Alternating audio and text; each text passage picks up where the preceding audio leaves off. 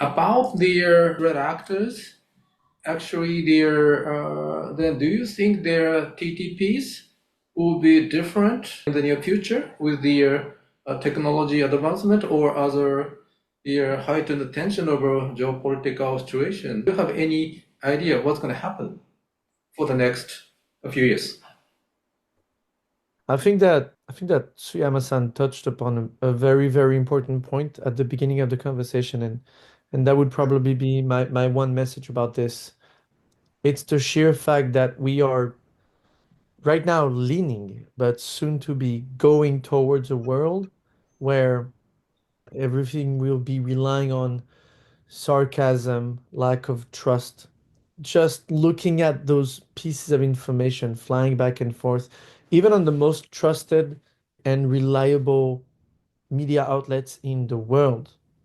And still, research shows that people are less and less inclined to trust these outlets.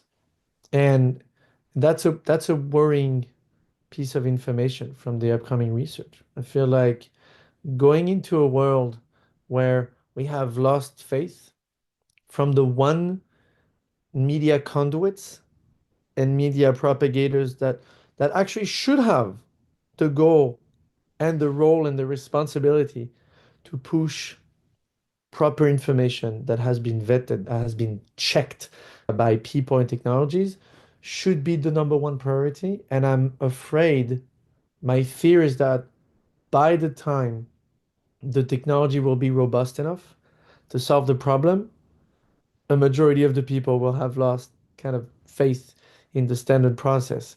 So it's almost like a double effort. It's first develop the technology while the trust from the people is slowly churning and going down. And then once we have gotten to that point, it's regaining trust back and giving it back to the people. So it will take more time because it's going in inverse directions. Thank you very much. It's quite challenging. I mean, if we cannot trust any media, then what we can trust? And we are lost. Then we tend to believe what we want to believe. So it's a vicious cycle, I think, so that it's a very fundamentally challenging situation right now. Sean-kun, about Japan, you touched upon a lot of things, but if we see any particular vulnerabilities in Japan, and what kind of situation you will foresee for the next 2 to 3 years? I think, for example, the threat is as like first, there would be the threat from the technological side, like we discuss a lot about the AI, and this is only evolving. And for example, like recently, China is very active in developing the generative AI that is injected the thought of China and China perspective, and it's very cheap. So for example, Japanese people wouldn't use this DeepSeek or other Chinese generative AI because basically Japanese people are a little bit more resilient again and susceptible against China. But other rest of the world, for example, like the third world or maybe global south, people will start to use that and will touch on how China see the world. And this kind of perspective would be more dominant because they are not consulting to Google to search for some knowledge, but they are instead consult with DeepSeek and learn various things. And most of the concept, for example, like they will ingest and also like produce will be legitimate because most of the data, is neutral or at least say unbiased or less biased. But for example, like in context of political discussion, it's very difficult that for like Chinese generative AI, something critical about China and even think about it in their platform.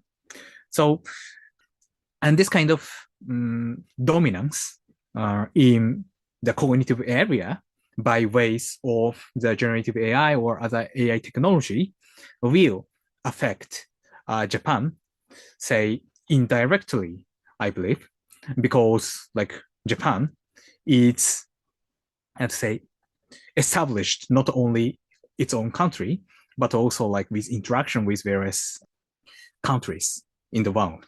And like one of the significant threat, like in terms of this Gen AI thing, that it's not presented yet, is that this kind of AI technologies will affect the world that they would listen, for example, like China, Russia, or other authoritative countries than Japan or other Western nations.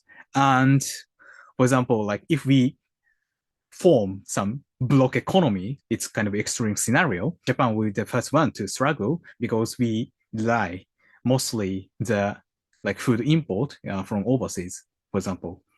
So this kind of threat, it's not societal threat, but it's kind of interesting to point out this kind of threat from AI also, say, exists. And this kind of system is also like connected to the disinformation because this is affecting the cognitive system, which will decide what is truth or false. So some information that can be regarded in Japan as disinformation will be the valid information in the other part of the world. And this fact may facilitate, for example, the Japanese internal discussion to trust this particular narrative on the contrary to, for example, like government official narrative.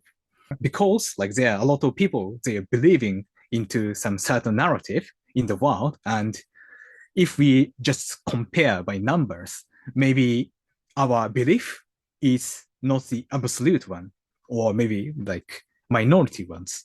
So this kind of global environment is also like connected to Japan and affecting Japan.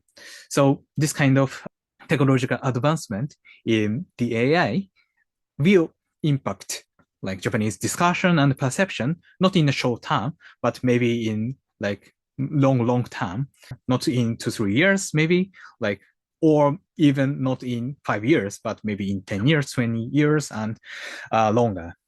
So this is one of the threats that we have.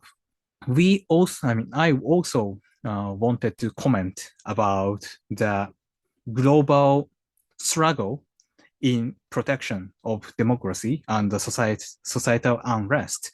For example, like the EU, I think, and also like partially in the US, a very conservative and sort of radical movement and societal like movement and political movement is now happening, like to cancel the globalization and other shared values that we established over years. So apparently, this is kind of inevitably one of the trends that will surround Japan in the near future. And we in Japan do not see at least like radical surge of this kind of discussions or the political movement yet. But I believe it's very possible that this kind of movement will be also facilitated in Japanese discussion, both by the legitimate actors, like the politician in Japan, and also the, say, not illegal, but the actors that is not legitimate, like, for example, like Chinese influencers or like Russian actors, in an attempt to destabilize Japanese society and also like malfunction Japanese like politics.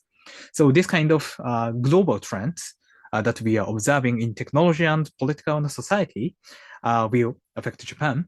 And I believe, moving forward, this kind of like phenomenon, should be expected. Okay, thank you. I believe that in Japan, younger generations do not watch TV news quite often anymore, and they are heavily dependent on social media, so that they can be rather easily manipulated by a threat actor than a generation before. So this is going to be a really big issue for us, and we need to keep our democracy and our system safe.